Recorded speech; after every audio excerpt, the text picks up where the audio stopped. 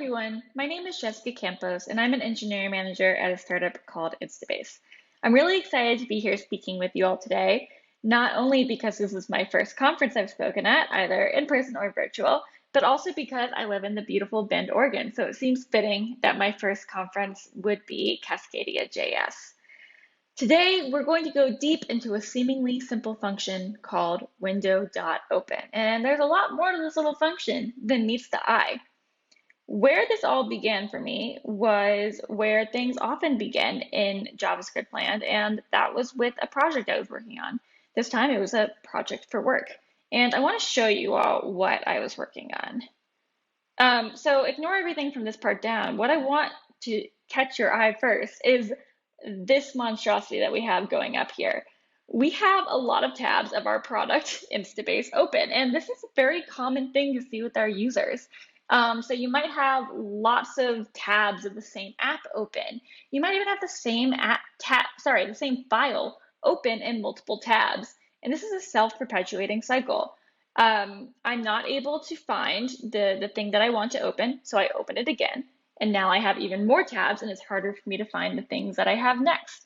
And this keeps going and getting worse. So we set out to try to fix this problem, and we started making this sidebar here.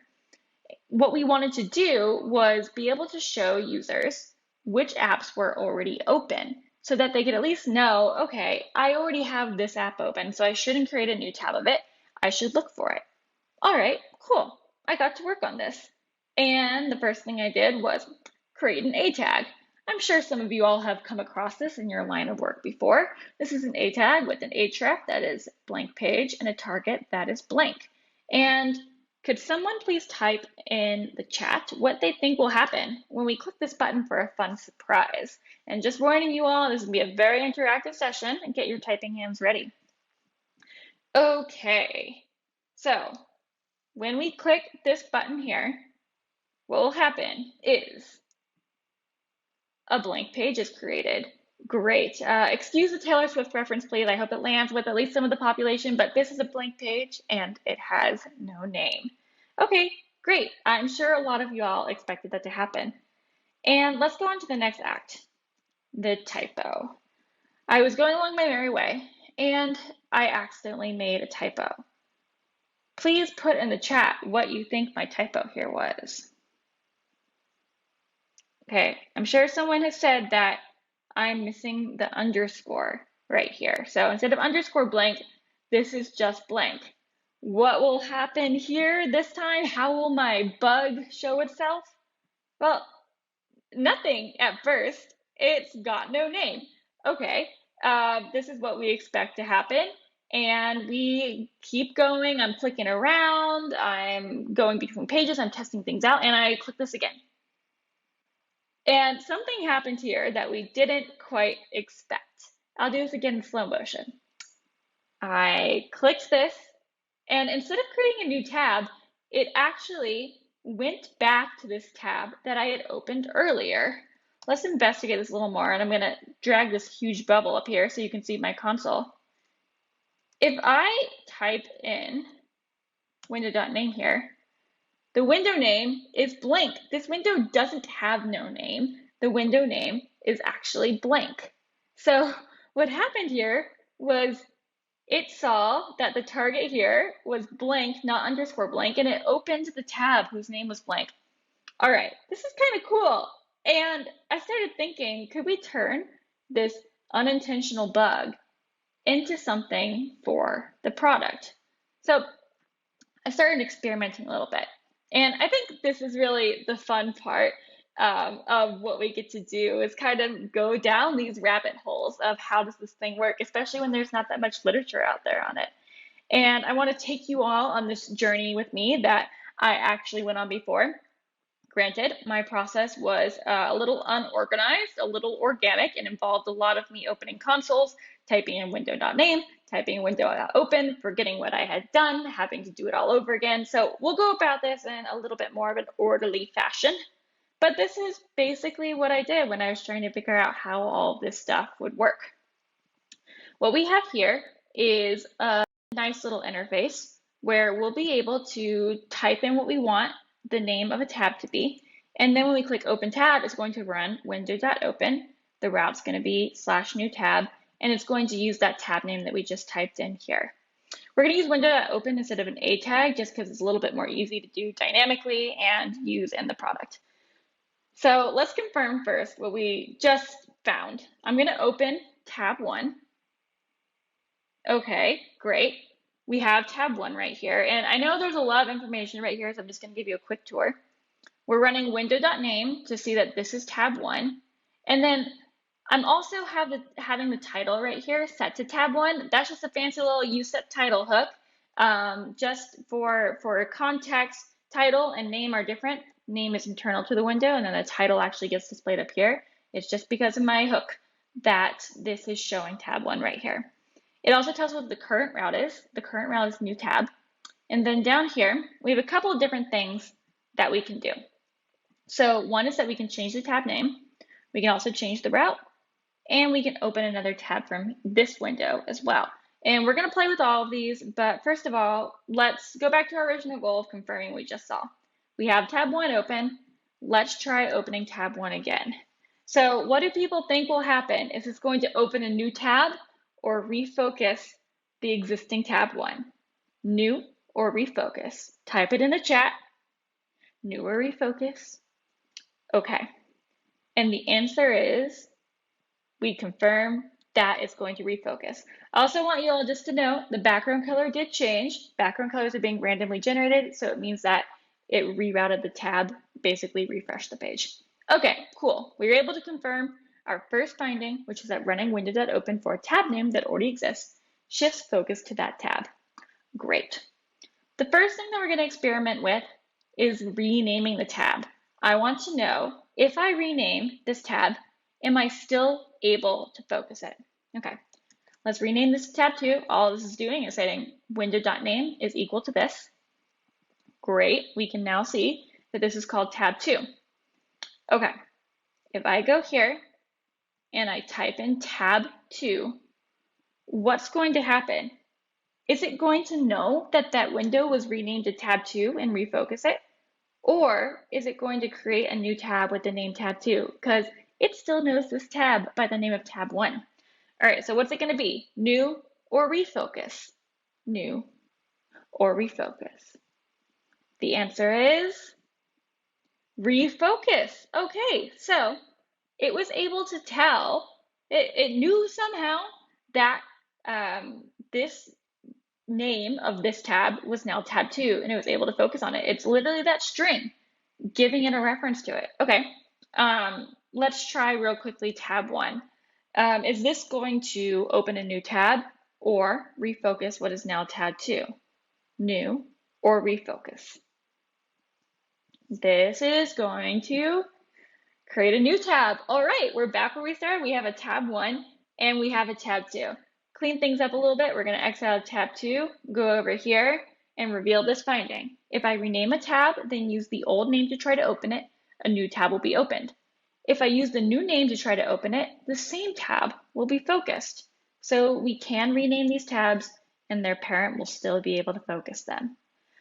The next thing that we want to look at is the routes. Okay, we have this little thing up here where we can just navigate to a new route. What it's going to do is going to tack on the unique ID to the end. So navigate to the new route. Great, you can see the background color changed.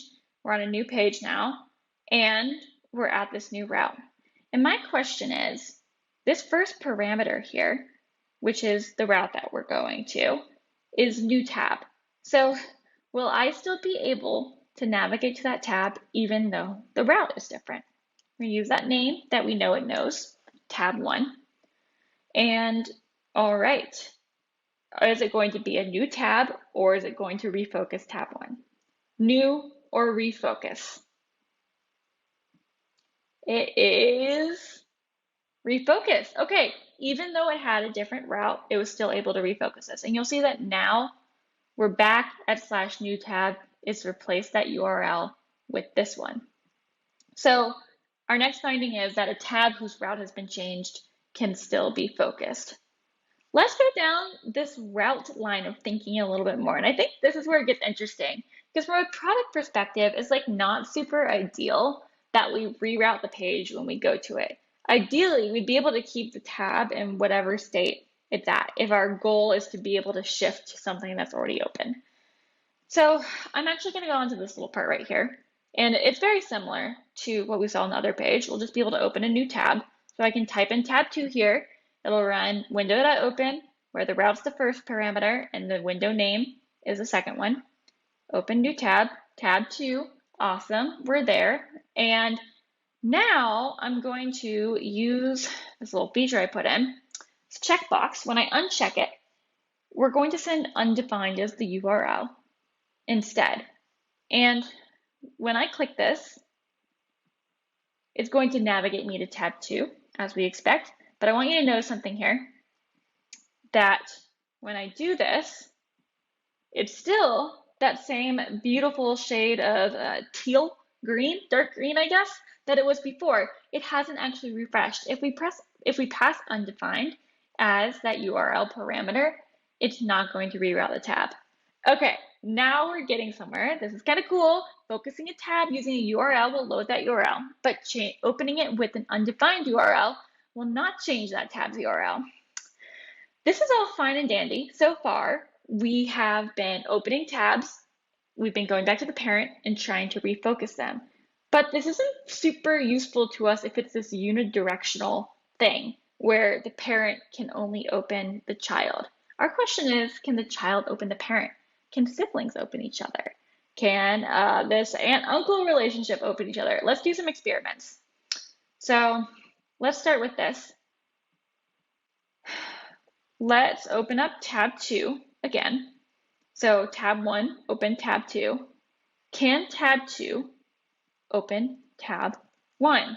What do you all think? Is this going to open a new tab, or is this going to refocus on tab 1?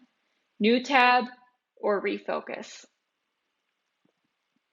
And it is refocus. All right, what we've just discovered is that a child can also focus on his parent. Let's try the sibling route now. We're going to open tab 3 from tab 1, which remember is the parent of tab 2. Okay, so tab 2 and tab 3 are siblings. Let's check first of all, can tab 3 open tab 2? New or refocus? New or refocus? And the answer is refocus. Okay, tab 3 is able to open in tab 2, and let's just double check. Tab 2 to tab 3. Yep. Okay, so it seems like this is a network that's happening. Our next finding is that all tabs I open this way can focus each other. It's not just the parent-child relationship. And this is really great for what we want to do as far as user experience, that all of these can open each other. All right, let's try something a little bit new. This has been going way too smoothly so far. So what I'm going to do is I'm going to copy this, and I'm going to go to a new tab, paste it in. All right, we're back at Act 3. Same exact thing as right here, except for our findings haven't been revealed. But we're going to focus tab 1 from here. Now, what's going to happen? Is it going to create a new tab or refocus? New or refocus? It created a new tab. Tab 1 now has a doppelganger. We have 2 tabs right now whose name is tab 1. Uh-oh. And I do the same thing for tab 2 as well. So I'm curious, will tab 1, if I type in tab 2 here, will it refocus that tab 2 right here, or is it going to create a new tab 2? It is going to create a new tab 2. Uh-oh. We have this set of tabs right here. We have this set of tabs right here. If I go back over here and start trying to focus each other, they're all going to focus the ones that they were opened with or by, and the ones over here are all going to focus the ones that they were opened with or by. So what we really have here are 2 networks of tabs that, even though we thought it was just this string identifying it, I thought that if I knew the name of a window, I would be able to open it from any tab. it actually has to have that opener reference in order to be able to do it. It's not just the string. Very disappointing. If I open a tab in a different way, I can't open other tabs, even if I know their names. Womp womp. All right, let's start talking about the limitations. What are some ways a second network of tabs might be instantiated? Feel free to start typing things into the chat. Tell me all the ways that you think this could happen, and I'll start with a couple of the ones that are a little bit obvious that we just talked about. One is creating a new tab with the browser and directly navigating there, just like we just did. Another one is really similar. Opening a link someone sent you or that you found somewhere else online. Let's say your product documentation. Maybe I'm sending around Slack links to the product. Anything opens through that. It's going to be another network of tabs showing up. Similarly, we have navigating to a page via browser favorites. If I create a new tab and click on one of my favorites, which is a pretty common thing for users to do, that's going to be another way that a network gets instantiated. Then we got a couple sneakier ones coming up. So one of them is right-clicking and using the default context menu to open a new tab. So I'm gonna, oh no, my face is on top of it again. So I'm gonna right-click on this. And you see this context menu here, the default one provided by Chrome. I got my Redux dev tools. I've got these links to open a new tab. If I click this, the new tab will not be in this first network of tabs. And there's no way to override this method, unfortunately. Believe me, I tried. You'd have to use a Chrome extension to do it. Your other option is just get rid of the context menu entirely and create your own. But that is not always a good option that you want to use either. So we're pretty stuck on that one. The next one that we have is command clicking a link. So if I were to hold down command and click this, this is going to be a new network of tabs too. This was particularly devastating for me because I use command clicking a lot. So we have all these limitations, all these ways we might ruin our UX by creating a new network of tabs. And we started to think, what are some ways that we can get around these limitations and still make a feature out of this? Which brings us to the next fact, the application. What did we actually do here? Well, the first thing that we did was actually change our design system. And this is going to be pretty controversial, I think, for all of you design system purists out there. But we actually put some side effects in our design system. We figured it would be fine because our design system was made for building apps on top of our product anyways, right? So this is what we did. This is what our link component in our design system looks like. Let's say the link takes in props like href, target, children, pretty typical, and it returns, also pretty typically, an A tag where the href is there, the target is there, but we also add this onClick handler.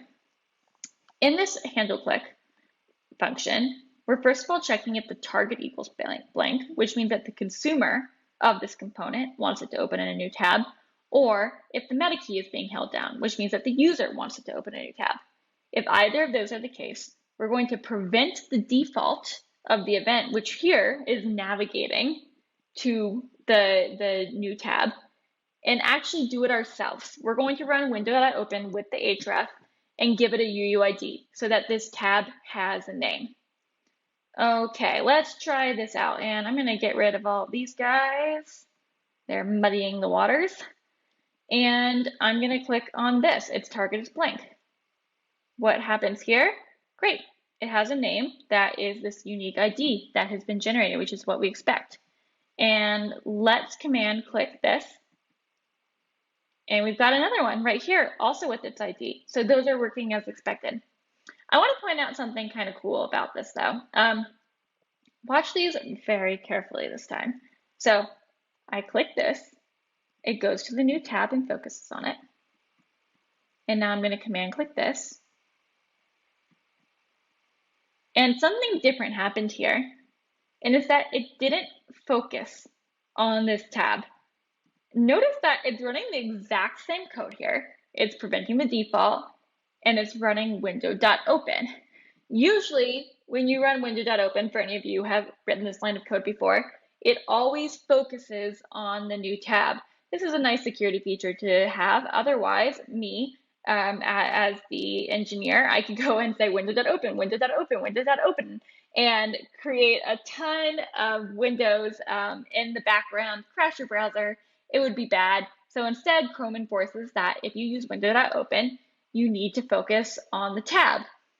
But if you're holding down Command and running window.open for some reason, even if you're preventing the default, it will allow you to open it in the background.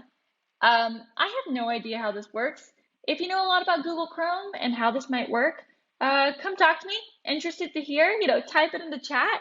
Give us your guesses. Why is it that even though we're running the same code, this is allowed to open in the background? Pretty interesting. Other fun fact here that we have, so many fun facts about this command click, is that I was running Chrome version 84 when I was doing this, and found a crazy bug where if I had used command click like this to open the window, I would get really strange animation behavior and like pieces of the page that had no relation to each other, no pattern. And it turned out that when I upgraded my version of Chrome, it went away. So it's always a good day to find a Chrome bug. And so that was another piece of behavior that took a while to debug about this command click. Okay, moving on. We've got our design system piece. Now, what did we actually do in the app? Let's open these again. Now we actually see the UUIDs of each of these tabs, and we can click them to focus on this. How do we actually make this happen? Well, in each of these pages, we're using an effect where on the mount of the page, we are running this code right here. We're getting a key out of local storage, all tabs, and we're parsing that string to be an array. We're pushing the window name onto it, and we're storing that in local storage again. When the window is unloaded, so basically you're Xing out of it, we're going to run this handler right here, remove tab. What remove tab is going to do is going to get this item back out of local storage, filter out the window name, and then we're going to set it in local storage again. So watch, if I X out of this, it's going to disappear right here because we're changing local storage. On this page right here, the tracking element, we have an event listener on local storage, and when local storage is updated, we're going to get that string out of local storage. We're going to parse it, and we're going to set it to be our internal representation so that we're able to display it here. In our product, we're actually using a shared worker for this, but local storage works just fine for our purposes here today.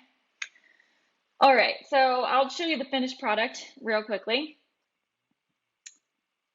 So we are in Refiner right now. If I wanted to go to Explorer, I could right click and click Go to Existing tab. If I want to go back to Refiner, I could right click and say Go to Existing tab, and I'm back. Ta-da! Still some UX things to work out about that. Those network of tabs are always going to be tricky. But it is a cool feature that we were able to add, and I was able to get to learn all this about window.open. What I'll leave you with is I'm no expert on all of this. I'm just a girl sitting in front of a keyboard trying to figure out how all of this works by typing window.name over and over again. So if you want to do your own research on this, or if you know more about this somehow, I would love to hear it. And I just want to thank you again for listening today. And I really hope you enjoy the rest of your conference. Bye. And we're here with Jessica. Thank you for that interesting talk. I'm sure we've all done some noodling about in the browser, just sort of trying to see what certain things do. It was interesting in the live stream board. Some people were like trying to inject HTML into their comments. But so what I want to ask you is, what are some other potential use cases for this functionality? Yeah, and I loved seeing that experimentation that people were doing even in Discord there. Some other things that were going through my mind as I was building this was online coding tools. So you'll see really often there will be a play button or a run button as you're typing, and that will open what you're building in a new tab. So imagine you keep clicking that and new tabs keep opening. It would be really great if you could just go back to the tab that's already open and refresh it. So that was one thing I was thinking. And I think that people can get creative with this, with any instances where you do end up producing a lot of tabs for one site. All right. Thank you. And another question is, you sort of like just banged around and found this out through trial and error. Do you have any tips for people who are trying to learn about things for which there's not a lot of literature? Right. So one of the things one of the mistakes I made when I was doing this that I kind of alluded to was I kept forgetting what I had done and going back and having to redo things again. But what really helped me pull it all together and figure out how are we going to make this decision? Can we actually use this in our product? Was writing it all down and being able to explain it to people. And even doing this talk really solidified for me what are the pros and cons of using these features, where there are quite a number of cons as well that you have to work out. So writing it down and explaining it to other people, I think, is really important. Yeah. And speaking of cons, are there risks to depending on this behavior? Yeah. So I did find that the browser support is not the greatest. It works in Chrome. We can depend on that. And it can work in Firefox, but there's a very obscure flag that is very hard to find in order to turn it on and allow it. So would not recommend unless you can be guaranteed that people are using a modern browser, and really specifically Chrome. And then also, because it's kind of an obscure thing, not really sure what the support will be like for it in the future. It was encouraging to see Chrome add like native tab grouping. That was a pretty recent feature that some people were alluding to in Discord, that may make it easier for sites to manage their own tabs. But we can't really know. All right. Well, thank you very much, Jessica. We're going to move on now. We really appreciate you being here, and people can interact with you in your AMA channel on the Discord. Great. Thanks so much, Greg.